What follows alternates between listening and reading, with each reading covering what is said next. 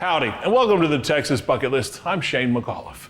During World War II, POW camps were common across the state of Texas. In fact, the Lone Star State had more POW camps than any other state. One of the biggest was in Hereford, where Italian soldiers contributed to the way of life in the Panhandle.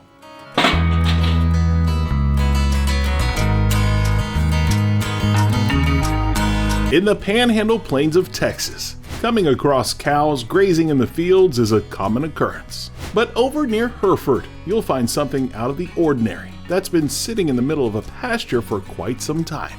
A chapel surrounded by a barbed wire fence that's dedicated to a moment in time 80 years ago. I think that there's something important about places of memory. Michaela Wegman grew up in nearby Umbarger and is working on her PhD in history, and she has always had a fascination with a story that took place in the fields outside of Hereford. Not a lot of people, even in the town, ever get the opportunity to recognize how significant it is. This small chapel is the only remnant of a massive POW camp that spread over 800 acres and housed thousands of Italian soldiers during the height of World War II.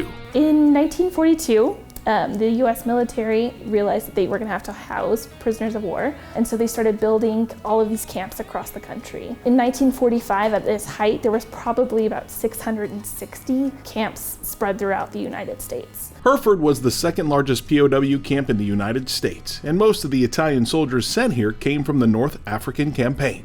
They were also faithful to Mussolini. Prisoners of war who were already captured had a choice to sign a collaboration agreement and work with the Allies, and some men decided not to sign those. And those who chose not to sign them were eventually shipped to Hereford. Despite the difference in ideologies, there's one thing the Italians had in common with their caretakers: religion. I'm actually amazed that it got built to begin with. Over the years, the POWs started to fill their time with projects like the chapel and other forms of art. Like, you are living this difficult experience mentally and emotionally, and they made up for it by creating beautiful things. Having Italian artists serving time in the Lone Star State led to a unique opportunity for locals to see some art. August 1945, the POWs created an art exhibit and invited people from Hereford and Dimmitt to come in and view the art that they created. The priest in Umbarger, his name was Father John Crookerts, he came out and he met with Franco de Bello and saw all of this great artwork and was like, hey, I have this really bare, empty church that needs some decorating. They were really apprehensive at first, and they thought, like, no, we're not collaborating with US people because we specifically did not sign this collaboration agreement. Somehow, the project for St. Mary's Church in Umbarger was approved by the POW camp. They were really surprised when they actually got the authorization to go out there. And then they were like, oh, well, just so we're clear, it can't be seen as like a collaboration with the US government. Like, we're doing this out of like Christian brotherhood. It also didn't hurt that the Umbarger people were offering to feed them a meal while they were there. You would never expect from the outside that this church would be this beautiful on the inside. And before Crooker got here, it was all plain white walls and the floor was red, and he hated it. And that's one of the reasons why he decided that the POW should come here and paint the walls.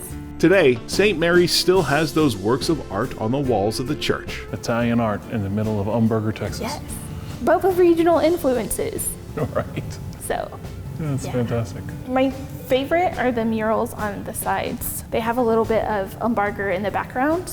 Dino Gambetti made sure to put in the homesteads of a couple of people in the background of those murals. Dino Gambetti painted the image of his wife as Mary, and his baby daughter is the one cherub at the bottom with the hand upheld. So he painted his family within that portrait. The POWs never were a problem. They enjoyed their time painting the church and even made jewelry for local ladies out of coins. Eventually, the project came to an end, and so did the war. They told the team, hey, you can't go there anymore because we're working on sending you home, and they begged for 3 more days. These are the actual POWs that worked on this. Yes, yes. Out of all those guys, you can definitely see a sense of pride in what they did here. Yes, I think so. They were a nice group of Italian men. A lot of people really liked them, and I don't know if it's just because they were personable or they were Italian and, you know, foreign is sexy, right, kind of thing.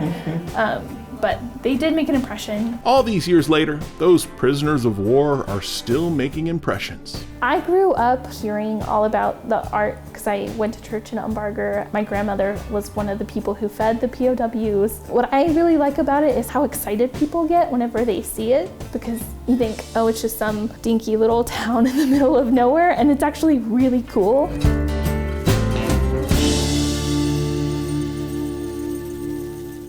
Well, thanks for watching this segment of the Texas Bucket List. To see more, be sure you subscribe to our channel, and to see full episodes, become a member. In the meantime, you can also shop our store at the Texas Bucket List Store and Studio.